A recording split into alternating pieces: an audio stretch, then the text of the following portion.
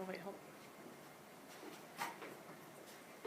You hear it in the news. China's communist government is oppressing its people yet again. This begs the question, what is it really like to live in China? As middle-class Americans, it is impossible for us to understand what it is like to live under a communist government and in relatively poor living conditions. Today, we will get a firm grasp on what it is really like to live in modern China. First, we will discuss their Chinese government. Next, we will take a look at their economic standpoint. And finally, we will address the living conditions. First, we will talk about Chinese government. China's laws and policies were influenced by those in the Soviet Union and some of continental Europe. Chinese constitution gives citizens freedom of speech and press. According to an article by Baina Zhu titled Media Censorship in China on CFR.org, created on September 25th, 2014, China ranks 173 out of the 179 countries with this right. It is easy to see that the rights of Chinese people cannot be freely exercised like the rights in the United States. Also, another policy that may have been in the recent news is the one-child policy. This was enacted in the 1970s as an attempt to control the flourishing population of China. It is estimated that the policy has prevented 400 million births with a dark side to it. When couples have more than one child, the second child goes undocumented, making it impossible for them to live normal lives. Also, the policy has led to millions of abortions and children being abandoned in alleys and sidewalks, mainly due to the reason that parents cannot provide for them. But recently, as of late 2013, as noted by Madison Park and Paul Armstrong from the CNN article titled, China Eases One-Child Policy, Ends Re-Education Through Labor Camps, created on December 28, 2013, the one-child policy was slightly lifted to allow parents to have one extra child if and only if both parents were single children themselves, as shown in the video right here.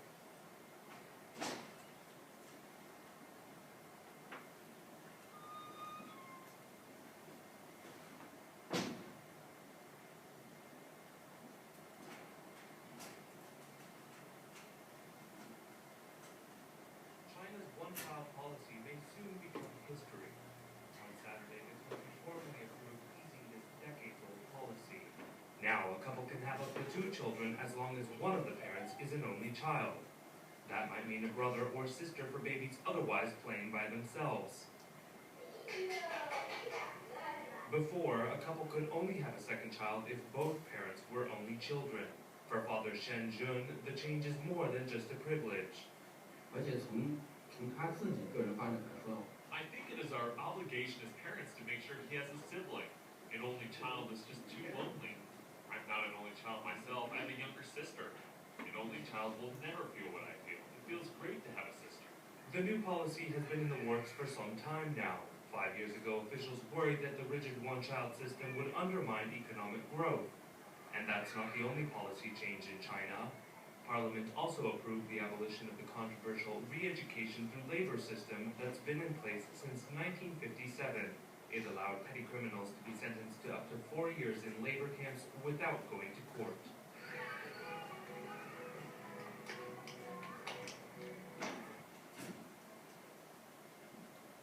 Now, besides the one-child policy, another part that you might have heard of in the news is the media censorship in China. According from a previously cited source, government has made great efforts in order to control that the citizens of China view online. Their attempts include putting up firewalls, blocking certain sites, and jailing offenders of this policy. The officials' excuses for banning some of these sites is that it endangers the country and exposes secrets. While journalists are being frequently harassed and imprisoned for trying to inform the citizens of the government corruptions. While the Chinese Constitution claims to give its citizens freedom of speech and press, it is easy to see that these rights seem to have been denied of them, making it virtually impossible for them to express their rights. We know that China is a communist government, but how does it operate? The structure of the Chinese government is not quite like that of the American government. They have elections. The president and vice president are both elected by the National People's Congress to serve 5-year terms. The current president is Xi Jinping, and the current vice president is Li Yangchao, both elected on March 14, 2013. The National People's Congress has 2,987 seats.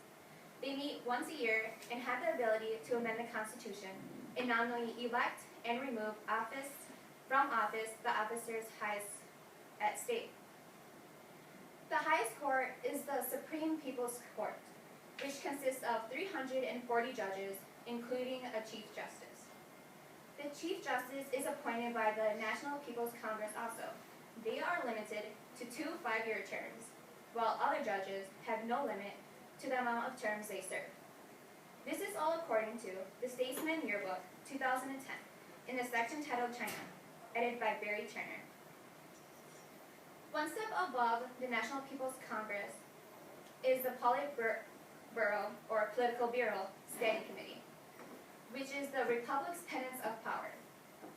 This is a group of 9 men who are the head of communist parties. Meetings are blunt and distinguished by disagreement, but once a policy is passed, everyone who's a member is bound to it. According to an article by BBC News titled Inside China's Ruling Party, last accessed on December 9, 2014, stated,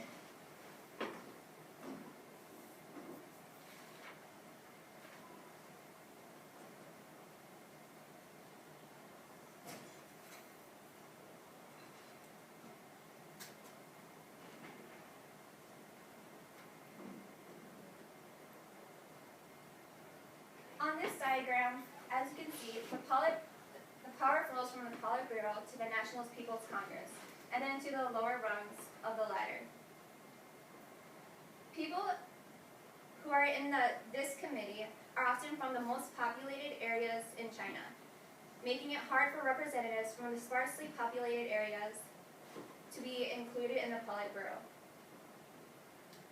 China's relations with other countries have been deemed controversial in the past few decades. Although China is a member of the United Nations, the Asia-Pacific Economic Cooperation, and numerous other international organizations, their actions are often disagreed with and kept in secrecy. China appears to meet all the criteria to become a world power: strong military, government, economy, and an ability to impact people across the world. With this power comes great responsibility and pressure to uphold such high standards. Under the leadership of the President Xi Jinping, China has taken a more motivated approach to dealing with problems in other nations as well as its own. China still strongly relies on a non-inferential policy, but in recent news, an applied power electronics conference was held in Beijing in efforts to reduce carbon emissions. In order to provide clean air for the guest leaders attending, government had restricted vehicle use and closed down companies in order to clear the skies of smoke. Major world leaders attended, including Russia's President Vladimir Putin and America's President Barack Obama. This event showcased China's recent willingness to cooperate with other nations. Now that you know the basics of living under the Chinese Communist government, next we will talk about their economy. As for China's economy, as stated by the CIA World Factbook, China has one of the greatest economy in the world. It falls right behind the United States, having the second largest gross domestic product rate.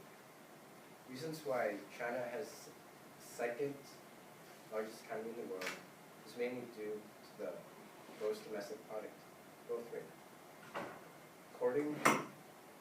Stated As reported on the BBC News business article titled China to Overtake U.S. as World's Largest Economy, written by Linda Yu, last updated on April 30th, 2014, China's growth rate is 7.7%, while the United States growth rate is 1.6%. It is estimated that within a decade, China will overtake the United States, becoming the world's leading economy. Despite being the second largest economy in the world, their growth rate is only $13.39 trillion, while the United States takes the lead of $16.72 trillion. This is distinguished by the exchange rates in the world.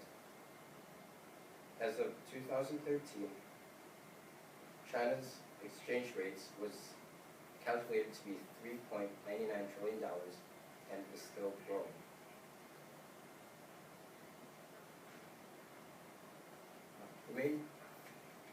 As of 2010, China became the world's largest exporter, mainly exporting their goods to the United States. Some of their chief exports include technology, including computers, broadcasting equipment, telephones, machine parts, and integrated circuits. Also shown on the CIA World Factbook website, China is the fourth largest country in the world. It is world leading in agricultural and industrial output. Even though China is leading in agriculture, the industry only makes up 10% of the GDP. About 300 million Chinese citizens are employed in the agriculture business. Some of the productions include potatoes, corn, fish, pork, apples, and barley. Even though their agriculture is phenomenal, less than 25% of their land is used for farming. The Chinese industry makes many products for other countries. As in the same network stated before, many of the products include mining and ore processing, steel, aluminum, iron, aircrafts, satellites, clothing, and many other consumer products. Products like coal and cement are in high demand. China produces and uses 60% of the cement they make. As for coal, China is the world's largest consumer and producer. According to an article titled Independent Statistics and Analysis on the U.S. Energy Information Administration, written by Joseph Abdul, last updated May 14, 2014, he claimed that China produced around 46% globally and consumed more than half the world combined.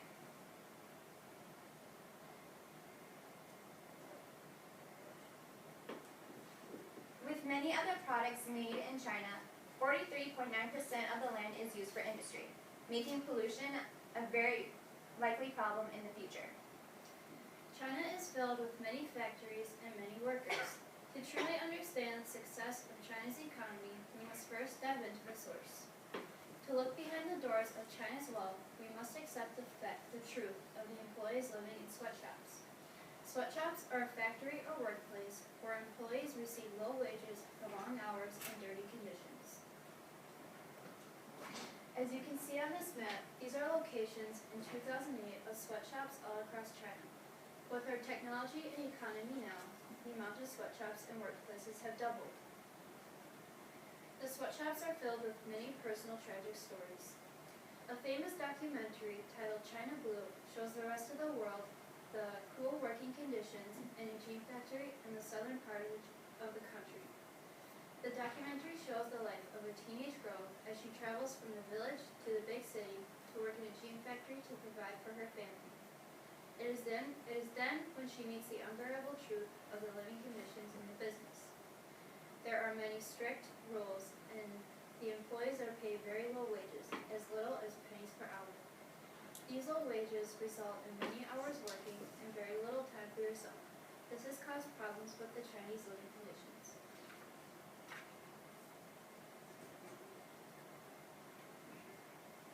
Now, we'll talk about the living conditions in China. First, to discover how living conditions are like in one of the most populated cities in China, we must first look at the demographics. According to the Sierra World Factbook, China is inhabited by 1.3 billion people. Despite being only the fourth largest country in the world, China takes the lead with having most people, making up 20% of the world's total population. As you can see here, population density shows that many people are located within northern parts of the country, this being the most urbanized.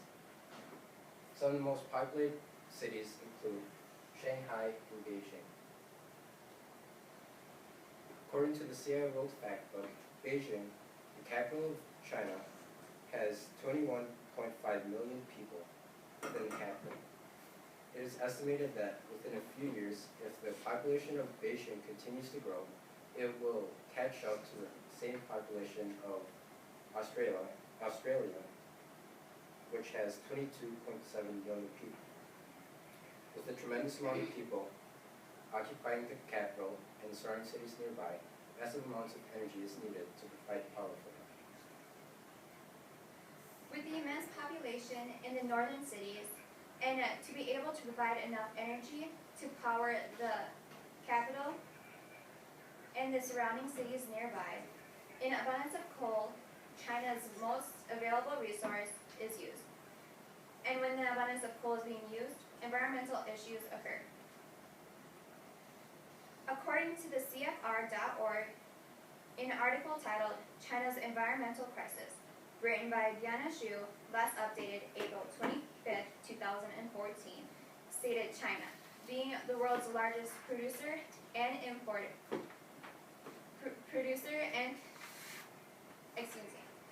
China being the largest consumer and producer of coal, uses this resource to provide 70% of the energy it needs. This process, however, accounts for 90% of China's sulfur dioxide emissions. China alone contributes one-third of the world's greenhouse gas emissions, having 16 out of 20 world's most populated cities.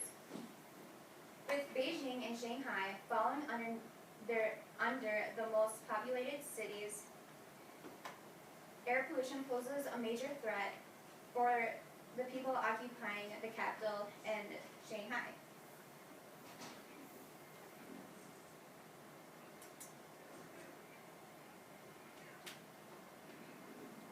Far from pristine, but it's been easier to watch the pollution story from here as the rainy weather has kept the city relatively cleaner. But that's changing. Shanghai is suffering its dirtiest winter ever. Last month, the index measuring small airborne particles, or PM 2.5, a key gauge of air quality, shot up to hazardous levels. Thick smog has become the new normal. This comes as notoriously smoggy capital Beijing is having a cleaner winter, resulting in a conspiracy theory by some expats that As shown from this video, many cities, including Shanghai, have been covered in smog. The effects of the air pollution could lead to water contamination and depletion. Over 2/3 of the 660 cities have little to no amount of water. The overuse of water and contamination could lead to desertification and arable land turning into desert. According to the Chinese government, desertification has affected over 400 million Chinese citizens. The air pollution and environment problems could also affect the human lives. With extreme air pollution like this, many health conditions can occur, degrading the quality of living in the capital of China. According to a previously cited source on CFR.org, life expectancies of Chinese people living in the north have decreased by 5.5 years. With studies from the global burden of disease, results show that due to the air pollution was the cause of 1.2 premature deaths in 2010 and coal plants were the cause of 500,000 premature deaths due to the emission. Horrible air pollution may also lead to health complications, including cerebrovascular, cardiovascular, and respiratory diseases. Lastly, health records have shown that due to air pollution, the youngest victim, an 8-year-old child living in the Jiangsu province, has acquired lung cancer. Overpopulation and air pollution are just a few of the consequences people living in China face. All these factors come together to create the living conditions in China. Today, we talked about what life in China is like in general. We covered what the Chinese government was like, their economy standpoint, and the living conditions. With this, we are one step closer to experiencing what life is like in China.